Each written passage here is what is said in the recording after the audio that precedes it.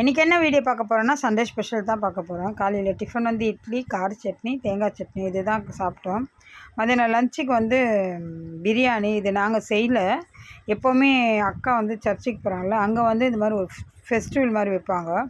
Food அப்புறம் அந்த games அந்த மாதிரிலாம் எப்போவுமே வருஷம் எங்களுக்கும் பிரியாணி சொல்லிவிடுவாங்க. பேக்கெட் வந்துடும். ஒரு பேக்கெட்டுன்னு கணக்கு. அவங்க எவ்வளோ காசு கொடுக்குறாங்களோ அவங்க அவ்வளோ பேக்கெட் கொடுத்துருவாங்க.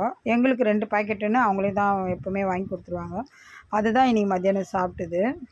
இதில் தயிர் பச்சடி, கத்திரிக்காய் பச்சடி, முட்டை, சிக்கன் பிரியாணி. சூப்பராக இருந்தது. பிரியாணி பாருங்கள், நல்லா தனித்தனியாக ஒரு நீட்டாக இருந்தது. ரைஸு ரொம்ப நல்லா இருந்தது.